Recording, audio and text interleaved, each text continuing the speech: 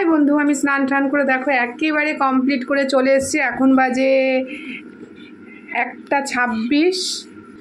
তো চলে এসেছি স্নান করে। তো বাইরের ওয়েদারটা খারাপ, তো আমি তো তোমাদেরকে বলেছিলাম যে আজকে দেখো আমার ছেলে এখন স্নানে যাও। তো ছেলে স্নান এখনো হয়নি, ছেলেকে বলছি স্নানে যেতে, কিন্তু ও যাচ্ছে না, ও খুব দুষ্টু হয়ে যাচ্ছে। আগে 12টা 12:30টার মধ্যে স্নান করে নিত, এখন 1:30টা বেজে যাচ্ছে দেখো বন্ধু।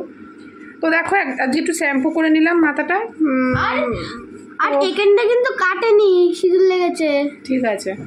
তো আমি তোমাদেরকে বলেছিলাম যে আমি ফিরবো তোমাদের সাথে। তো আমার সমস্ত কাজ কমপ্লিট, জানো তো, ঘর অর্ধেক মুছতে মুছতে তোমাদের দাদাভাই এসছে। 11টার সময় আসার কথা ছিল, আমি যার জন্য তাড়াহুড়ো করে রান্না করলাম, সেখানে এলেন 12:30। তো আমি ঘর মুছতে মুছতে চলে এসছে, তাকে খেতে টেতে দিয়ে বাকি ঘর দৌড় মুছে কাজকর্ম সেরে স্নানটা করে নিলাম।